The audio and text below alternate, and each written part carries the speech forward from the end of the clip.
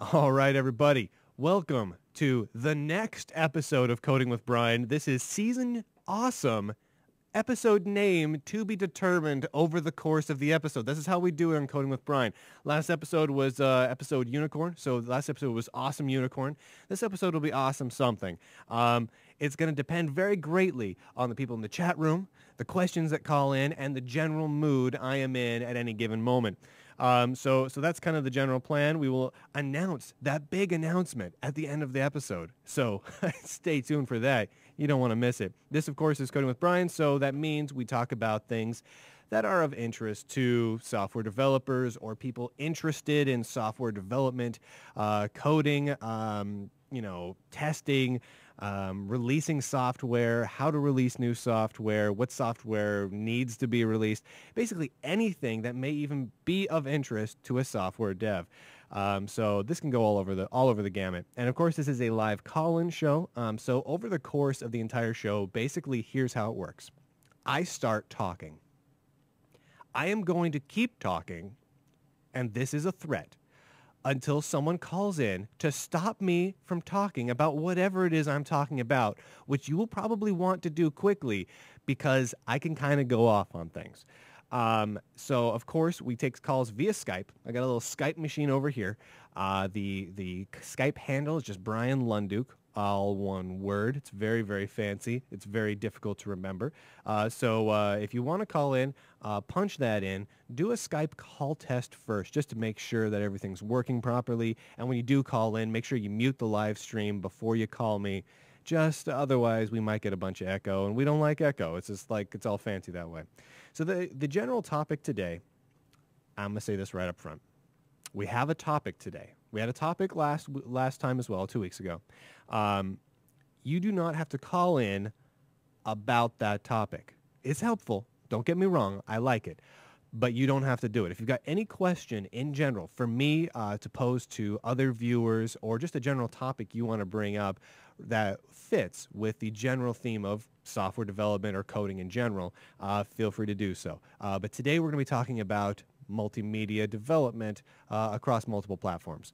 And specifically, we're going to be talking about like video and audio playback, sure, but some of the more advanced stuff.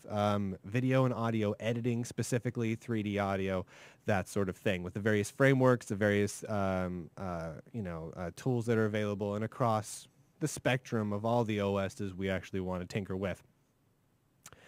So I'm just going to kind of dive into that. Now, this is an area that I have a little bit of experience with on a few platforms. I worked on a video editor.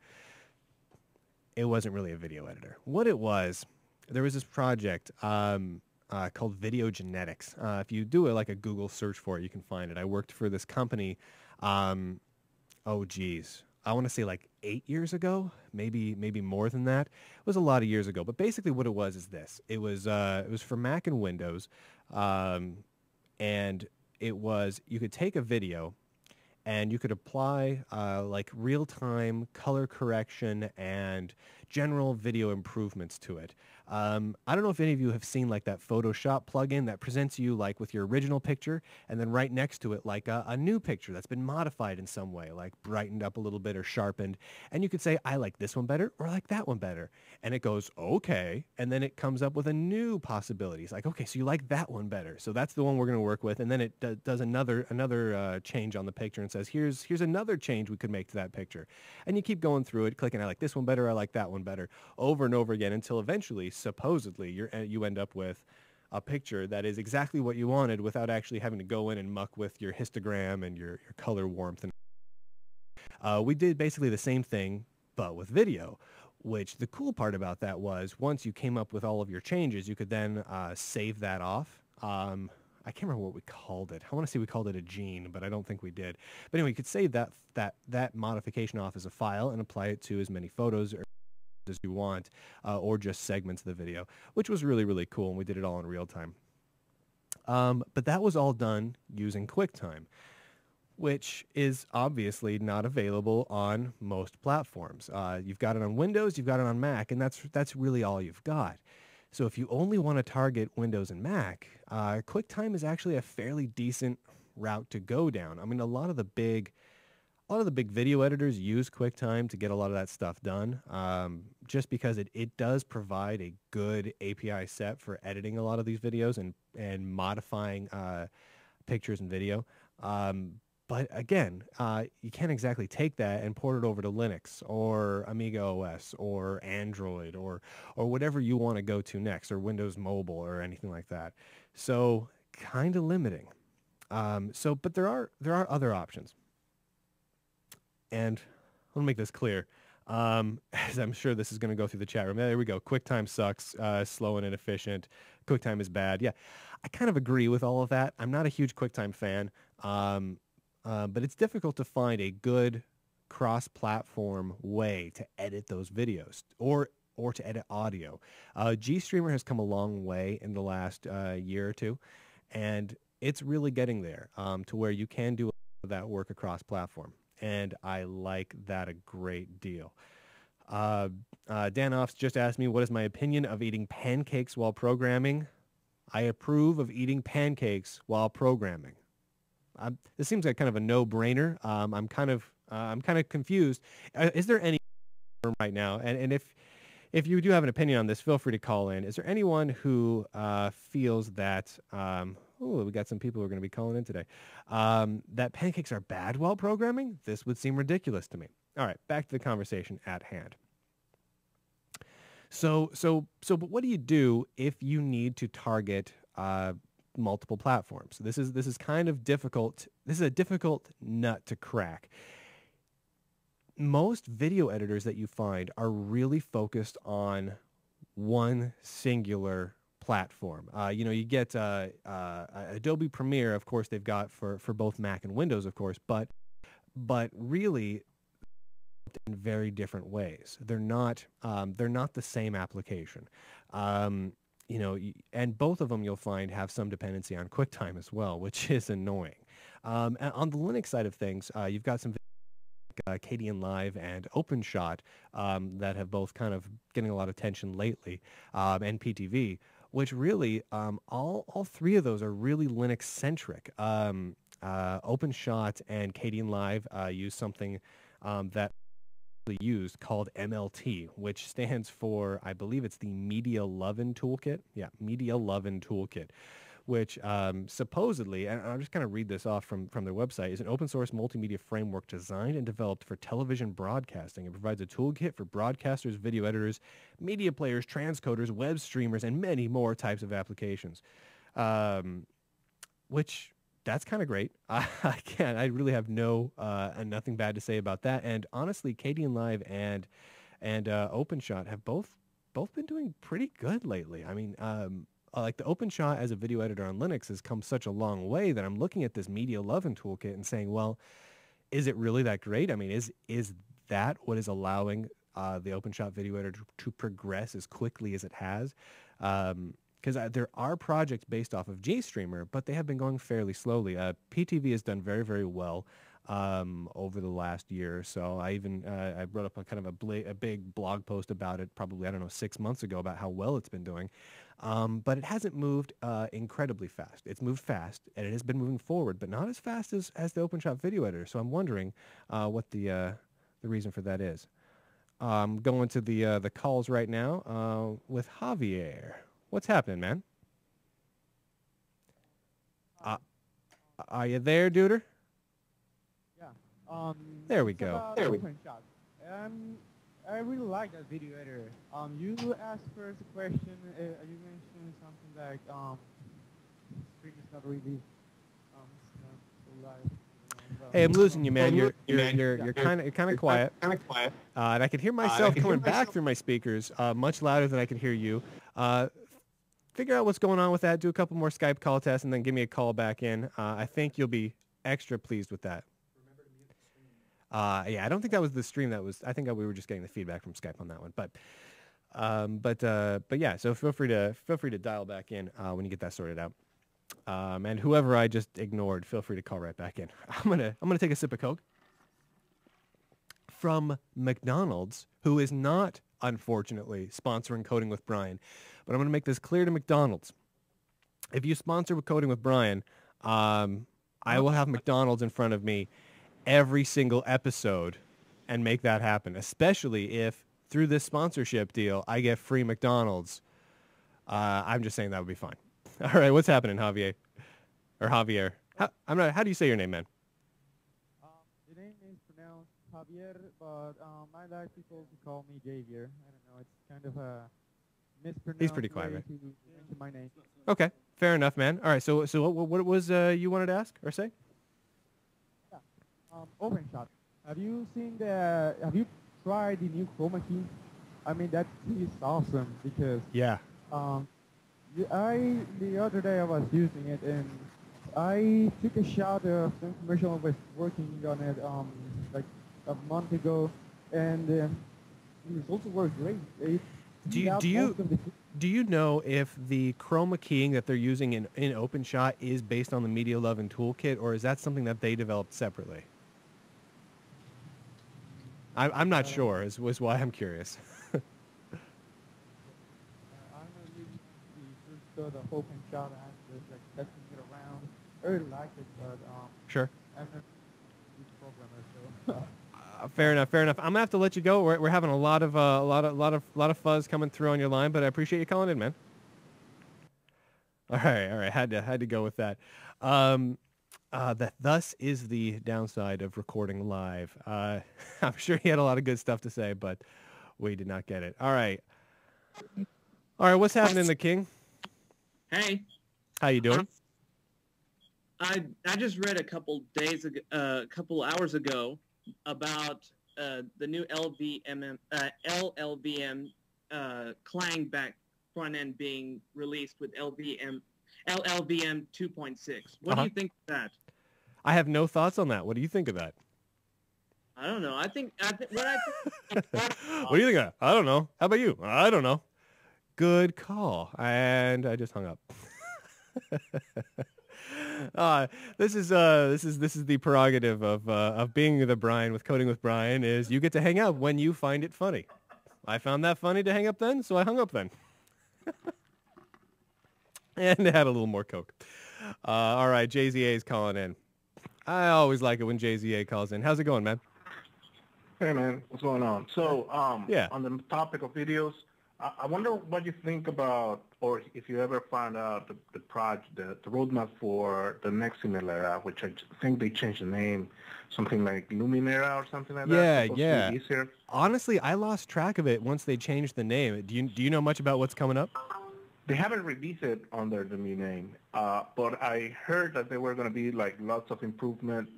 And also, I don't know if it's related strictly, but I know certain people use Blender for a lot of video editing, like screencasting and just different things. I wonder also if you heard about it and what are your thoughts? Yeah, actually Blender. So that's a whole different ball of wax. Blender is incredible. I mean, Blender is great for 3D modeling, great for putting games together. It actually is really powerful in terms of video editing and really freaking hard to figure out how to use. Honestly, though, I got to give mad props to those guys for putting together the functionality that they've created with that thing. I mean, it's awesome. Um, it's so much different than like a standard video editor that I don't see a lot of people going over to Blender to do a lot of their video editing, but I think it's pretty awesome. What might be really cool is for someone to take Blender or the back end of Blender to create a video editor that was a little more, for lack of a better word, iMovie-ish. You know what I mean? That would just be slick. I would love to see like a Blender project that was like Blender simple video editor or something like that. That would just be pimp. Now, what about like, the GStreamer one, the one that's being developed by the guys that came out with the MP3 library? Oh yeah. Fluendo. Fluendo, exactly. Yeah. And I wonder exactly how much, because I personally have never used it, how much does that software need inside of development to be okay? I don't know really. I mean, like there's, oh, what was the company behind PTV? It's not Fluendo anymore. It's, gosh, it was Fluendo. Now I'm not 100% certain. It's up on my blog. I know that much. If anyone wants to go look on Lunduk.com, find the post about PTV and then send it into the chat room so I can know which company that was. But no, they've done a lot. GStreamer is really, really cool. And it's fairly powerful. It's not so easy to pick up that we're seeing a lot of video editors coming out of it though, like the Windows Media Framework on Windows is it's like dumb easy to create like a video editor. Like it's stupid levels of easy. I'm not saying that's good. I don't think it's a great idea that to have, 80 million people just whipping out going, "Oh, hey, I love Visual Basic." And then suddenly they produce video editors. That's probably not all that helpful. But just the same, it is kind of cool that you can get started so easy. GStreamer is a little more complicated. It uses a little few different concepts, and like the sample code isn't necessarily quite as helpful, and it usually doesn't take you quite as far. That's my big problem really with GStreamer at this point. I love it, and honestly, it's my preferred like toolkit. If I was going to sit down right now, hypothetically, and start working on a video editor for Linux or more specifically a cross-platform video editor, I'd probably go GStreamer just because it's available friggin' everywhere, or at least most everywhere, and it's powerful enough to get the job done. But it doesn't have some of the things like this Media Lovin' Toolkit thing. And I'm looking at this and I'm seeing the apps that are based on this. And honestly, both the OpenShot and KDN Live have some features I would love to see that I just don't think you can do with GStreamer alone. So I'm wondering, what's possible with this Media Lovin' Toolkit. But their website is such a giant mess that I've been trying to look through it for like the last week, and it's by the way, it's mltframework.org, Media Lovin' Toolkit framework.org, and they've got everything up there. They've got source, they've got examples, they've got documentation, but it's just really hard to get through. But it looks like it does everything from chroma keying to all the encoding work for you, and basically it makes it super easy to handle timelines and everything, but I can't seem to figure out heads or tails on this thing. So if you were going to bet your development on one of these platforms, which one do you think that it will achieve faster? Oh, that's a tough one. I don't know. I'm betting on GStreamer right now. Let's speak hypothetically. Hypothetically saying that Bryan had been working on a video editor, it would probably be GStreamer based. Just because GStreamer seems to be well supported by all the major distros at this point, and GStreamer is available on the other platforms, and that's like a specific goal of the project. So since that's the case, I'd probably lean towards that. The Media Lovin' Toolkit, it's just too much of a dark horse. I don't know enough about this thing to really come out and say this is great. Obviously, it's been around for a while, but they're only at version 0.4.6, and it really, yeah, I know it's available at least for Linux and OS 10, but I'm just not sure about anything else, and I don't know what the constraints are, and I've yet to see one really great standout application from it, but I have seen two good video editors that are getting there. So I want to really see how well it scales before I could hitch my wagon to it. But right now I'd say GStreamer, just because, well, Windows Media is only on Windows and QuickTime's only on Windows and Mac, and me personally, I like being able to target all three. Now, if GStreamer could come out and give me a port for like Android and Maemo and Windows Mobile, well, I guess we do have GStreamer on Maemo, but I guess if we get it for Windows Mobile as well as Android, that'd be awesome, because we could create like a little video editor for all of them, which actually brings up another cool idea. You can do video editing in Flex. The only limitation really though is that you can only support the formats that Adobe Flash supports, which means you can use H.264 and Flash video and FLV files. And I think that's pretty much it. Someone correct me if I'm wrong on that one. But you could create a desktop Adobe Flex Air application that ran on all three major platforms, and then have even a web version of it, so like a web Flash video editor that ran on like Maemo devices and anything that Flash 9 supported. And you could have a fairly powerful video editor. You just would have to accompanying it with like a tool to like convert everything from the VC1 formats and AVI formats to H.264. But Well, I think the same you can say about Java. I mean, you have the true. Java Media Framework, and that supports Optiora and H264 and MPEG-2. That actually is a good point. Now, have you worked with the Java Media Framework much? I've seen software that runs on top of the Java Media Framework, and it has a lot of variety because there has been this big push to mobile since ages. So you do have some aspects that will run on the J2E, on the J2ME, and so on. So yes, development can be deployed on many hardware. So you can go from mobile to desktop, and it runs on everything. So the problem though is that of course it's Java, and so a lot of people it's like it's going to be hard, or it's going to be just ridiculous Slow, ugly, to optimize and all that. yeah, Yeah. yeah. I don't know. I mean, I guess I don't really care as long as it works. Really, I mean that's what comes down to it. As long as it works, I don't really care. But I honestly, I would get a little uncertain about making a video editor in Java. It seems like it's going the wrong direction. You know what I mean? It's like, why would you go towards a language like Java that is fully interpreted for video editing? But on the Well, flip the, side, PTV is Python, which right. is technically even slower, and PTV works great. So maybe it's just not necessary. Maybe since we're offloading most of the work to whatever media framework we're using, we're okay. Right. I've seen a software. It's called, great, I forgot, Webcam Studio. It Yeah. runs on Java as Webcam Studio for Linux. And even though it's not really a video editor, it's mostly like a streaming engine. You can have like a lot of effects. So you could have like, Hey, Chris, get out of the transitions shot. and many different webcams running on the same interface. Right, which is pretty cool. Yeah, I don't know. Cool. So let's see. So let's say we got to support GStreamer, right? Let's just say we just pick GStreamer or something else for the back end.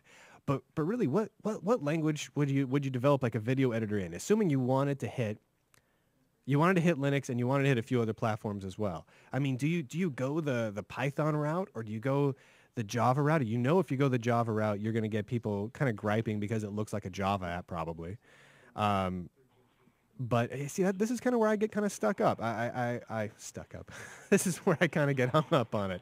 I don't really know what the right way to go is. There's a lot of languages available, but I look at them and going with video editing is just such it's a very platform specific thing up until now that does it even make sense to worry about using a language and a framework that is cross-platform, or should someone just focus on the platform they're working on and just go one platform at a time anyway? I don't really know. There's a third row, although it's a little bit hacky in the sense that you could use, like, for example, the VLC libraries, and you could create a video editor out of that. So you already have all the media framework, the compatibility, the integration, the effects. And the only thing that you have to develop is the interface, which is in Qt. So you're basically just drawing the interface and wiring to the library or to the engine, and you can come up with a video editor, a very powerful video editor, because you already have the rotate, the splitting, the cropping, and all those things already done. That's true. Now, like I know Katie in Live is using Qt on top of the Media 11 toolkit. I would love to hear from the Katie in Live developers. I should really drop them a line and see how they feel about the general route they've gone down, and see how powerful that combination is. I know Qt doesn't really give you out of the box the video editing power that you need to really create a great video editor, but maybe if you use C++ and Qt plus the Media 11 toolkit, maybe you got enough to actually create a cross-platform kick-ass video editor. I'm not really sure. But then again, if that's so possible, why hasn't it really been embraced by any of the big boys yet? You know what I mean? Because I know Adobe and Avid and what's the guys that do the other one? I can't remember. And then there's Sony and all the other companies that have like a great video editor for one platform or sometimes two. and you know that they struggle with creating good video editing backend. If MLT and QT and everything else was so viable, I don't understand why, because it looks like the licensing is totally compatible with doing commercial software. I don't understand why some of those companies wouldn't jump all over this to create a 3 platform plus video editing suite. And then they could almost create a Linux distro that was like the Linux video editing distro, and they could sell like hardware workstations in conjunction with HP that just says this is the video editing box, kind of like Avid used to do in the old days. But I just don't know why they haven't jumped on that. That's why I'm a little cautious when I look at things like MLT, which looked incredibly powerful. But why hasn't it had the adoption yet, or is it just that it's too young so far? I'm not really sure. I think it's the lack of standards. So, for example, when you're dealing with audio processing, you have a whole lot of effects that are cross-compatible. You can go to Jack and put whatever effects that you were using on another platform or another application. Jack is great. In video, it's just not there anymore, or not there, not that thing available. Effects, a standard scripting language or way of building these effects, so you can share it between different video editor applications. And I think that's what's missing. So it will be very hard, not really the media framework or the language or the interface, but the actual effects and things that you can do with it, because you have to develop it from scratch, or basically from media framework in itself. So having some kind of like standardized effects library, I guess, you could enforce or motivate developers to create just basically what it will be an interface and just knowing how to wire everything up. Right. And it will be easier to develop video editors. Now, I think that the problem with video editors, of course, is that you will need, for example, how to manage a whole, like MPEG and QTime and H.264 are great, but most of the people right now, they develop on DV. So DV is a very large file size, very low compressor, will make implementing the effects very, very time-consuming. Yep. And I think that's probably one of the biggest challenges right now that video editors across the board have. So you put your effects, and you have to wait an hour for them to process because you're natively editing on DV. Right. I'm sorry, I'm hugging the mic. This is my last. It's all right. It's all right, man. This is good stuff. No, yeah, that would be nice. That would be awesome if we could see, people come together and actually come up with, like, make it standardized. So we could standardize on our video effects. We could standardize on which are the standard video formats, which would be great if we could have, like, saying, here is our standard high definition working codec that we want all video editors to be able to use. Here's our portable codec. But yeah, everyone is different, and it just makes it a pain in the butt to move between video editors to start with. But it makes it even harder to develop a new video editor, because what the heck do you need to support? In order to be really useful in the current market, you have to support like every file format on the planet, which is kind of why I lean a little bit towards GStreamer, just because I know that if you go to, say, Fluendo, you can purchase the codecs to support, like, 20 some odd different codecs and file formats, and then they're fantastic. That's kind of one of my big reasons for leaning that way, is because not only can I do that, but I know it's fully legal and it works great on the Linux side. And then when I go over to the Mac or Windows side, there are similar options available. That's kind of where I lean on that one. All right. Thanks, JZA. Appreciate it much, man. The lines are back open for anyone who has an opinion on this matter or any others. We're gonna keep going for a while longer. So I'm not 100% certain on the video editing side of things.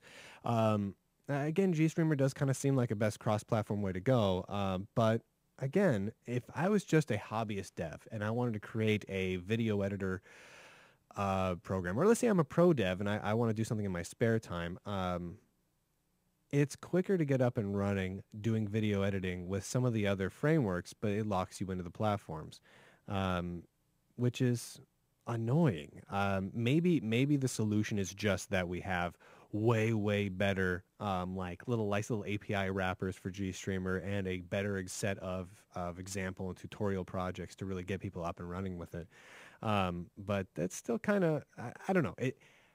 I'm still just not sold on it. I'm not sold on any one of these toolkits, which is why I'm kind of looking at this going, well, what is it? What is it that people want to do? What is it that people are doing that's actually working right now? And honestly, OpenShot Video Editor has probably moved the fastest that I've seen, and it did it with the Media Lovin' Toolkit, which is kind of kick-ass. So I'm thinking, maybe this deserves a second look. So maybe if you're looking into this, take a look at the Media Lovin' Toolkit if you're a dev who's curious about video editing, and maybe get back to us and get back to me, in the next 2 weeks or so. I'm definitely gonna be taking a look over the next couple of weeks, and see if I can figure out if this is actually gonna make sense going forward. If this is built in such a way that I can really build can I build an Adobe Premiere? Can I build an iMovie? Can I build a Final Cut type application with this? Or is this something that's maybe more suited to being a smaller tool that maybe can't scale quite as large? And I'm talking scaling, I mean like larger numbers of effects, large amounts of compositing, larger videos, longer videos, these sorts of things, higher resolutions. What about WX widgets? Asked the Eighth Doctor. So WX widgets. How about WX widgets? For those of you who don't know what WX widgets is, WX widgets is basically it's a kind of a windowing toolkit. It's not a windowing toolkit. It's a widget toolkit for developing GUI applications cross-platform. Last time I looked at it, it looked pretty ugly. That's kind of where I left it. I got to be honest, when I pull up kind of a modern toolkit and it looks like it was built in 1987, I usually put it right back down, unless it was built in 1987, at which point I use it religiously because it's cool and retro. So that's how I roll on that one. And as far as I can tell, WX widgets came out just enough later to not be cool and retro, to just be kind of lame.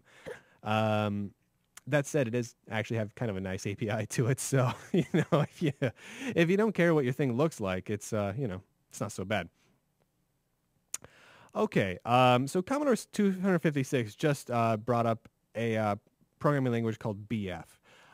Brain, bad word. But it is an actual programming language called BF. You can probably read that there in the chat room video. I'm going to hold that this is not a bad word, as it is the name of a programming language, and it's together. Now, if he would have put a space there in between the B and the F, I would say he has to leave the chat room right now. But it's cool. Just try not to repeat BF too many times in the chat room if you guys don't mind. So BF is basically a stupid language. If you disagree with me on BF, feel free to let me know. All right, so we got a question coming in here from Kyle. He is having trouble with also working under Linux. Welcome to the club. And so he's having trouble calling him with Skype. He says, hey, Bryan, also is hating on me right now. So we'll type the question. I'm a sophomore in high school. I know a little Python. I want to learn about Python GUI programming. How should I learn? It's a kind of a tough question. Depends on which way you want to go. There are some really good books on Python and Qt development, which is kind of fun. But I would tend to, if you're going the Python route, to lean more towards Python and GTK development myself. There is a book on Python and GTK development on Amazon that I have seen recently. I have not read it, so I cannot speak to how good it is. That said, the best way to get started with it is just to dive in.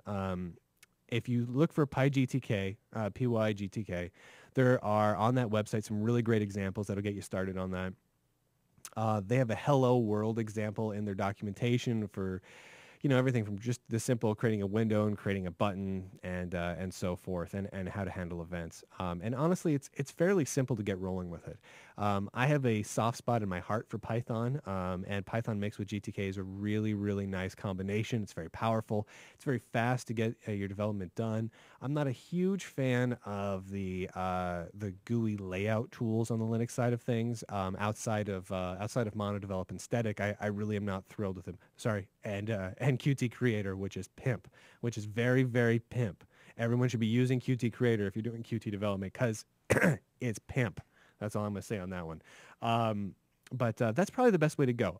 I would recommend diving into it. They've got a set of tutorials on the PyGTK website that go through everything, assuming you know a little Python, which it sounds like you do. And if you don't know a little Python, if you're out there and wanting to get started in the same sort of things, there are some very simple Python tutorials online. In fact, I think there are some linked to on the Wikipedia article for Python. Just go in there and they have like links to the Python website.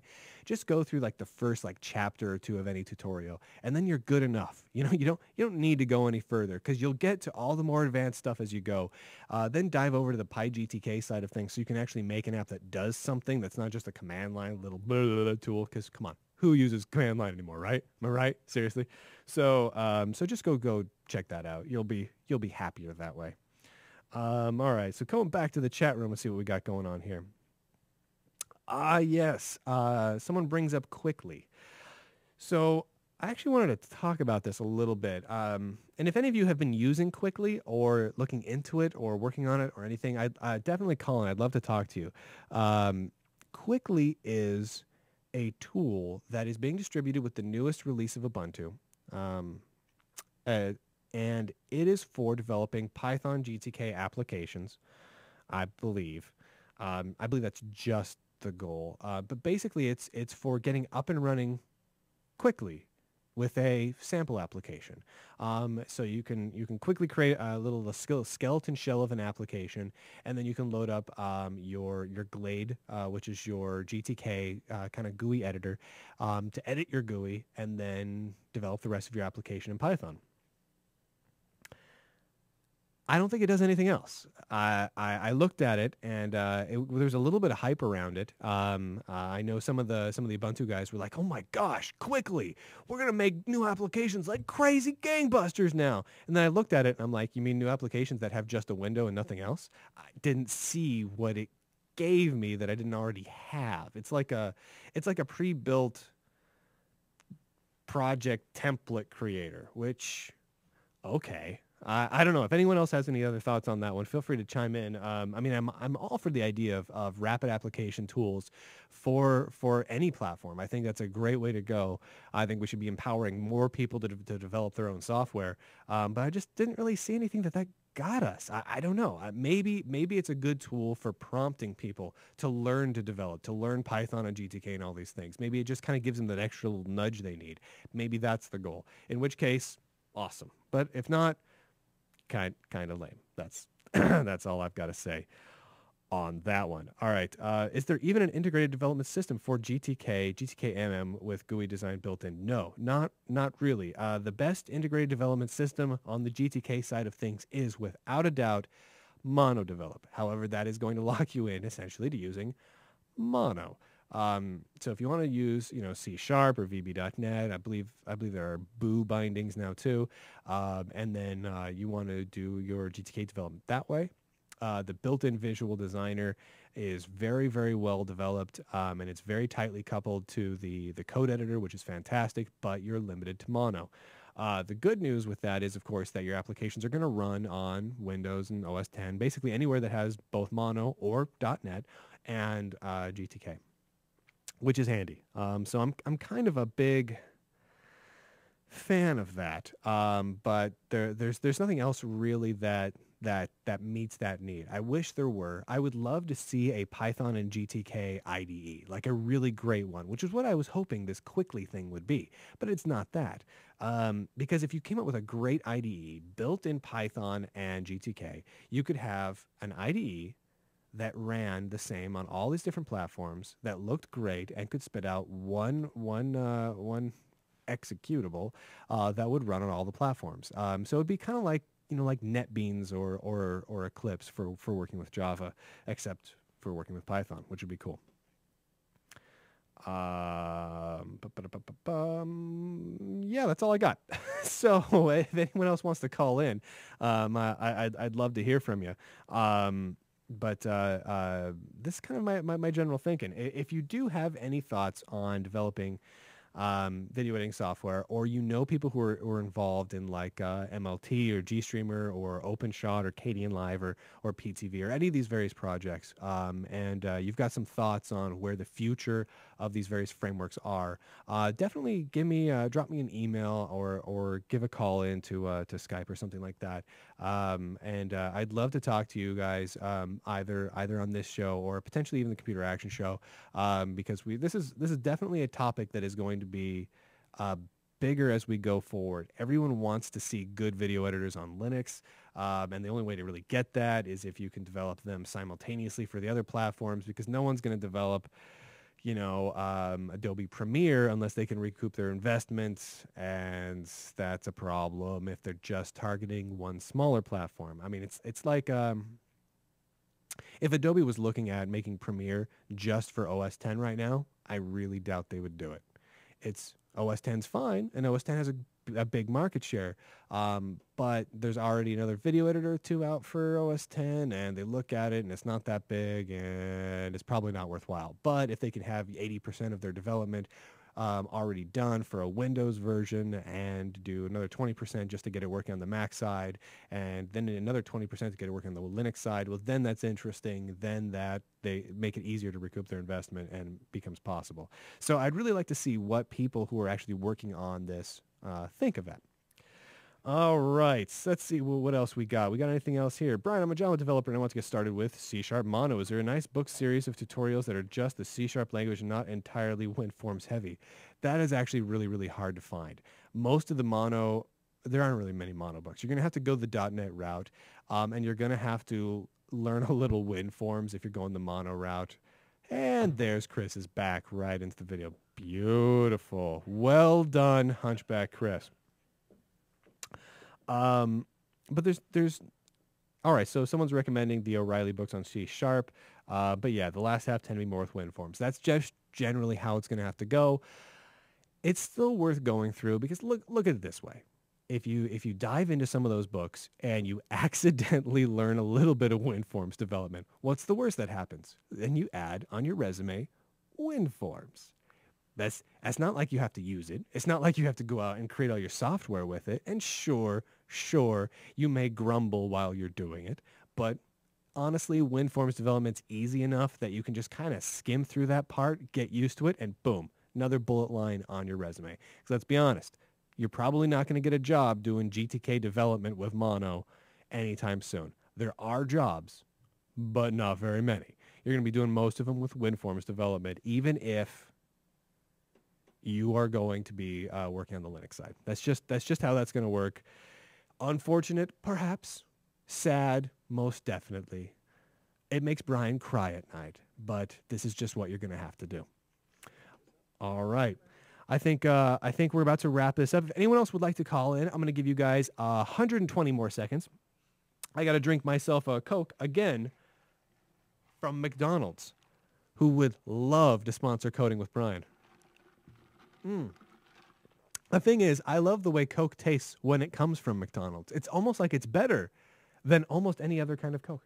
You know, they do tend to get their mixture better than Chris makes a good point from behind the camera. They get their mixture just right, and they go oh so good with McDonald's French fries. Ooh, Monopoly. BU, only richer. See, the thing with McDonald's is McDonald's loves advertising on Coding with Brian because they know how great their food is and how great I am. And the two go great together. They put these little pictures on McDonald's cups and everything now. And it says real life winner. And the lady seems a little crazy looking. I'm just saying, this right here, this face, right there. Right there, just real life winner. I don't need to win this whole Monopoly sweepstakes thing they've got going on right now. I'm just a winner. You just put it on right there.